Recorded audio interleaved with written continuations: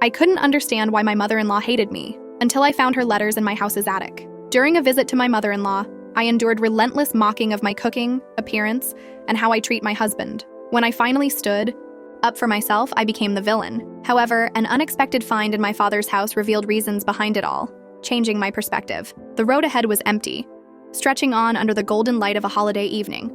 Everything outside the car looked calm. Blue skies, quiet fields, no traffic in sight. But inside, I felt anything but calm. Chandler was driving, smiling like he always did. That smile never left his face. I used to love it. Now, in this moment, it just felt distant. He had one hand on the steering wheel, the other scrolling through his endless playlist. His eyes kept bouncing between the road and the screen, fully confident in what he was doing. That was Chandler, always sure, always cheerful, like nothing ever went wrong in his world. The sunlight streamed in through the windows and lit up his face. He looked like he was glowing. I sat beside him, my arms crossed tightly over my chest, staring straight ahead. I didn't speak. I didn't look at him. I didn't even blink unless I had to. My lips were pressed into a line, trying to keep all the frustration inside. I could feel it building, but I didn't want to let it out. Not yet. The silence in the car wasn't peaceful. It was heavy. It was thick. And Chandler either didn't notice or was pretending not to. After what felt like forever, he finally settled on a song. I recognized it instantly. Take Me Home. Country Roads, of course. His smile grew even wider as the music filled the car. He started nodding his head to the beat, and soon, he began to sing along. Almost heaven. His voice was warm and full of hope. He looked at me, almost begging me to join in, but I couldn't. I didn't want to. The song was too cheerful for how I felt. I didn't move. I didn't turn to him. I just kept looking at the road ahead. The music felt like noise, loud and out of place in the middle of my thoughts. I knew what he was trying to do. Lighten the mood, pull me out of the dark cloud I was sitting under. But it wasn't that simple. He didn't get it. He turned the volume up a little. The tune grew. Louder, brighter, more hopeful. I wanted to disappear. I leaned further into the door, pressing myself against it, wishing I could melt into the seat and vanish. The sound was starting to bother me, not because of the song itself, but because I wasn't ready to feel better. I wasn't ready to smile and sing and pretend things were fine. Turn it down, I muttered. My voice was quiet, almost drowned out by the music, but he didn't take the hint. Instead, he kept going, singing even louder. Country roads, take me home, to the place I belong. And then he looked at me again with that big grin, like he truly believed his enthusiasm would be enough to fix everything. It wasn't. I snapped. Without a word, I reached over and switched off the music. The silence that followed hit hard, like a door slamming shut. The car suddenly felt colder, tighter. He didn't say anything right away, and neither did I. Then his voice broke the silence. What's wrong? Did I do something? He sounded confused, worried, still steering with one hand. He glanced at me now and then, waiting for me to tell him what was going on. I stared down at my lap. I didn't want to talk about it, but the words slipped out anyway. It's not you. I'm just not in the mood for songs. You know why. There was a long pause. Then, in that same gentle voice he always used when trying to comfort me, he said, because of my mom, right? It's just for the weekend, dear. I laughed, but not in a funny way. More like a bitter exhale. She hates me, I said, my voice tight. She always finds something wrong.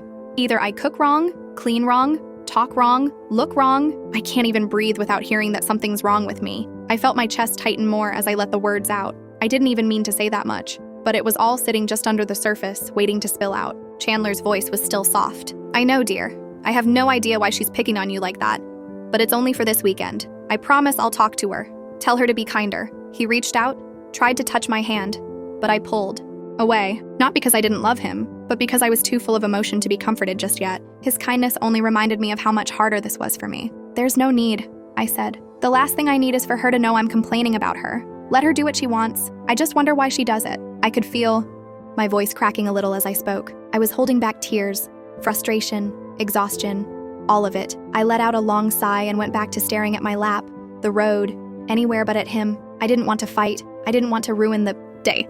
But I also couldn't pretend anymore. We can't change the direction of the wind. Chandler said it softly, almost like he was speaking to himself, but I knew it was for me. I turned my head just slightly and saw that same smile on his face, the one that always tried to fix things, even when they weren't his to fix. I sighed, letting it out slowly, trying not to sound as sad as I felt. The weekend was already hanging over me like a shadow, heavier than it had any right to be. I was trying to hold myself together, but just thinking about everything waiting for me at the other end of this road made my chest tighten. But we can adjust the sails, he added, still smiling, still hopeful. It was so like him to try to find something good in a bad situation, and maybe part of me appreciated it. A little smile tugged at the corner of my lips before I could stop it. I didn't feel happy, but I felt something softer, something lighter than anger. Maybe it was just the memory of better days.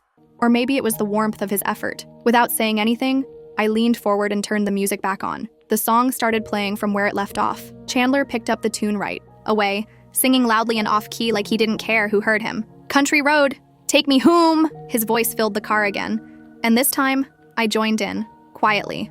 Not fully into it, but singing still. The tension in my chest didn't vanish, but it loosened just a little. I wasn't ready to laugh or dance, but I wasn't drowning anymore either. Music did that sometimes. It helped smooth the sharp edges of emotion, at least for a moment. When we finally pulled into the driveway of Linda's house, that familiar knot of dread returned. The song faded out, and the silence that followed was full of expectation and unease. I looked out the window at the yard. It was worse than I remembered. The lawn was wild and overgrown. Weeds were sprouting between cracks in the walkway. The bushes looked like they hadn't been trimmed in months. Everything was messy and a little sad. It wasn't like Chandler hadn't tried to help. He had.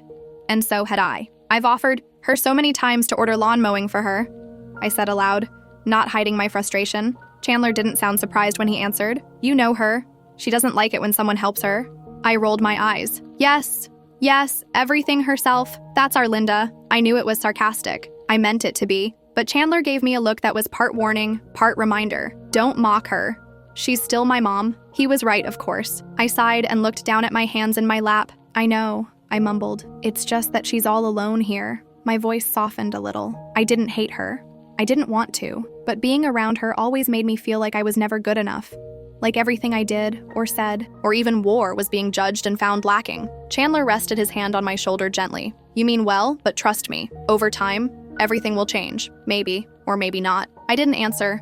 I just nodded a little and looked back, out the window. Just then, the front door opened. Linda stepped out, wiping her hands on her apron. Her movements were brisk, like always. Sharp. She looked at us like we were late for something important. "Chandler, what took you so long? The food is getting cold. Come in quickly," she called out. Her voice was firm but carried a little warmth, at least for Chandler. He waved and smiled. "Hi, Mom. We're coming." I took a deep breath and got out of the car. "Hello, Linda," I said calmly, trying to keep my voice even. I didn't want to start off on the wrong foot. Not again. She looked at me like she was checking if I measured up to some invisible standard. Then she said, not quite warmly, "And you came? Welcome?" It didn't feel like a real welcome, but I wasn't surprised. Chandler looked at me with understanding in his eyes. His silent support was the only thing that made walking through that front door a little easier. Inside, the house smelled like stew. Rich, savory, and heavy in the air. The table was set with Linda's finest china, everything in its perfect place. The dining room felt small and full. Family photos lined the walls, and the steady ticking of an old grandfather clock echoed in the background. "Please sit down," Linda said, her tone a mix of politeness and pressure. Chandler and I took our seats. The chair felt too hard beneath me, or maybe it was just my nerves. I sat upright, shoulders tight, trying to look calm. Chandler must have felt the tension too. It didn't take much to notice it. The air between Linda and me was cold, and we both knew it. We exchanged a few glances, hers suspicious, mine cautious. I didn't want to fight, but I wasn't going to fold either. Chandler took a bite of stew and immediately smiled. "Mom, the stew is delicious, just like in childhood." I was grateful he tried to lighten the mood. Maybe we could still save this evening. Linda's face softened a bit at his compliment. "I know how much you love it. Eat up, son. You probably don't get fed like this at home." I felt the sting immediately. Her words, though said with a smile, cut deep.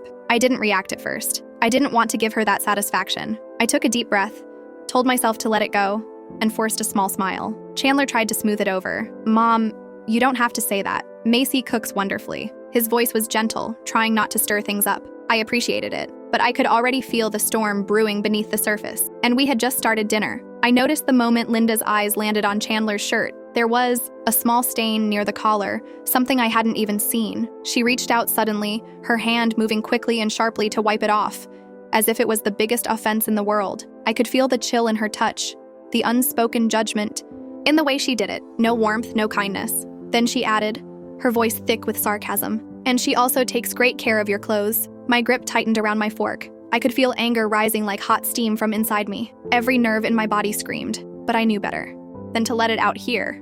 Not now. This wasn't the moment to lose control. "I'm not very hungry," I said quietly, trying to keep my voice steady as I stood up. "I'll go wash the dishes." Linda's eyes followed me as I moved away from the table. I could sense the disapproval in her gaze, sharp and cold. It felt like she was trying to burn holes right through me. In the kitchen, I turned on the faucet and let the water run over my hands. The sound filled the empty space, a small distraction from the tension that still clung to me. I began scrubbing the plates, harder than necessary. The rough movements were my way of letting some of the frustration out without saying a word. The clinking of dishes became a rhythm for my anger, a way to hold on to something real when everything inside felt so fragile. But then, from the dining room, I heard them. Chandler's voice, firm but hurt. "Mom, you're always hurting her. She's my wife. You can't talk to her like that." And Linda, sharp as ever, snapping back, "And I'm your mother. I'm just telling the truth. She can't even eat normally because of her nerves." I froze, my heart pounding loudly in my chest. Each word was like a stone hitting me. My anger surged, rising faster than I could control it. That was the last straw. I couldn't take it anymore. I turned off the water, leaving the dishes half-washed in the sink. Every step back to the dining room felt heavy but determined. I was done holding back. "Great, so we're telling the truth now?" My voice trembled but carried a sharp edge. "Fine, I'll try too." Chandler's voice came quickly, almost pleading. "Dear, please don't," but I cut him off. "It's very necessary." I looked at Linda, my eyes cold and steady. "Linda, how about a hostess who has her lawn in a terrible state? It's already looking like a swamp. How many times have I offered to help? But you're too proud." The anger I'd been holding inside poured out, unstoppable now. I saw the flush of fury rise to her face. "It's none of your business what my lawn looks like," she snapped. I didn't back down. "Why not? It's your business how I cook. You don't miss a single flaw of mine. So here's yours. You're a bitter, lonely woman who finds it easier to ruin her own son's life to lift her mood. You don't deserve him." I had never said anything like that before, but it felt like the truth. Raw and sharp. "Enough. Stop it, both of you." Chandler's voice was loud, desperate. He stood up quickly, placing himself between us like a shield. Linda couldn't hold back anymore. Tears welled up in her eyes and spilled down her cheeks. For the first time, I saw a flicker of vulnerability in her, hidden beneath all the sharp edges. Chandler turned to me, frustration and sorrow twisting his face. "Why did you do that? It doesn't help the situation." I looked at him, my own voice breaking under the weight of everything I'd been holding inside. "Me? What was I supposed to do? Endure it further? To make things easier for you? I'm fed up with all this." I grabbed my coat, my movements, quick and tense. I needed out, away from this house, away from the cold looks and biting words. "Where are you going?" Chandler asked, desperation in his tone. I looked at him one last time, voice cold and sure. "Away from here." I didn't wait for him to say more.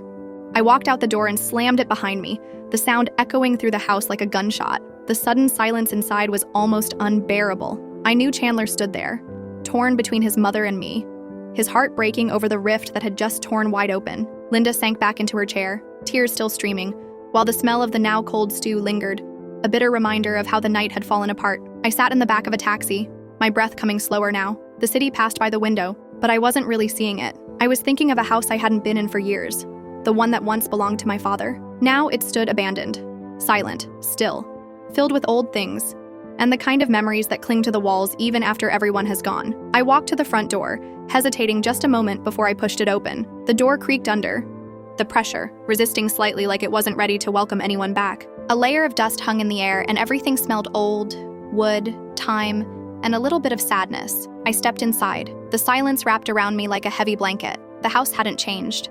It was frozen in the past, just like I remembered it. I walked slowly through the hallway, my footsteps soft against the worn wooden floors. I paused at my old bedroom door. The soft creak it made when I pushed it open was exactly the same as when I was a child. Inside, everything was untouched. The faded wallpaper still curled at the edges. My old bedspread was there, neatly covering the bed, though the fabric had dulled with time. I ran my fingers across it, letting the dust coat my skin. This room had once held my whole world. I stood in it now like a ghost visiting her own life. Then I made my way to my father's room. This part of the house always felt sacred to me. It was like a museum of him, of the man who had shaped so much of who I was. I walked slowly, each step heavy with memories. On the nightstand beside the bed, there was still a photo in its old wooden frame. I picked it up and stared at his face. His kind eyes looked back at me, and for a moment I felt like a little girl again. I missed him so much. I missed his quiet strength, his warm smile, the way he made me feel safe even in the worst moments. I held the photo close to my chest and sighed deeply. Sometimes I just wished I could go back, even for a few minutes. In moments like this, I longed for both my parents, for a simpler time when things weren't so complicated. Suddenly, my phone buzzed in my pocket, cutting through the stillness. I pulled it out and saw Chandler's name on the screen. My heart felt heavy as I answered it and lifted the phone to my ear. His voice was full of worry. He wanted me to come back. And Though I didn't have the strength to say much, I told him the truth. I just needed some time. He understood, or at least he said he did. We said goodbye, and I was alone again. After hanging up, I found myself drawn to the attic. Something inside me needed more connection, more answers, maybe even a distraction from the pain still fresh in my chest. The attic stairs creaked as I climbed up, and when I pushed the door open, a wave of musty air rushed out. The space was full of boxes, all of them covered in a thick layer of dust. I coughed lightly and moved further in, brushing cobwebs from my face. I started rummaging through the boxes, not even sure what I was looking for, just something, anything, that would make me feel closer to my father. I found his favorite old hat, worn and still shaped like his head had been inside it. His old tool set was tucked neatly into a corner, still organized the way he always kept it. And then, there was the baseball glove. I picked it up and smiled softly. He had always dreamed of having a son, but I was the one who ended up playing catch with him. That glove had seen more backyard games than I could count. It made me love baseball, not because of the game itself, but because it was ours. Then I reached the bottom of one of the boxes and found something strange. A package, wrapped carefully in brown paper, tied with a faded piece of string. I untied it gently, feeling something shift in my chest. Inside were letters, dozens of them. Their edges were yellowed with age, the paper brittle but still readable. They were addressed to my father. I started reading the first one, thinking maybe they were from an old friend, or even from my mother, but the signature stopped me. Linda, Chandler's mother. I blinked and read it again. I checked the address. It was hers, page after page, all of them written by Linda. I flipped through the stack in disbelief. He hadn't written a single reply, not one, but she had kept writing. The letters were filled with emotion, with longing. She had loved him. Deeply, desperately. I opened the last letter, my hands shaking a little. That's when it all clicked into place. Linda and my father had been together once, long before I was born. It was a youthful love, one that never led to anything permanent. No marriage, no children, just a love that had quietly ended. But not for her. She never let it go. In the final letter, she asked him why he had left when everything seemed so good between them. I sat back on the attic floor, stunned. My breath felt caught in my throat. Linda had known exactly who I was from the beginning. I was the daughter of the man who broke her heart. That's why she had been so cold, so cutting. Every flaw she pointed out, every insult, none of it had really been about me. It was about him. The pain he had caused her had stayed buried for years. And then I appeared, like a reminder she never asked for. No wonder my words had cut so deep during our argument. I had unknowingly reopened an old wound, one she had probably never really healed from. I felt the sting of regret swell in my chest. Everything made sense now. Without wasting another moment, I stood up, brushed the dust off my clothes, and made my way back to Linda's house. The sky outside had already started to darken, but I didn't care. I needed to go back. Not for Chandler, not even for me, but for her. When I walked in, the house was quiet. Chandler and Linda were both in the living room, waiting. The look on their faces said everything.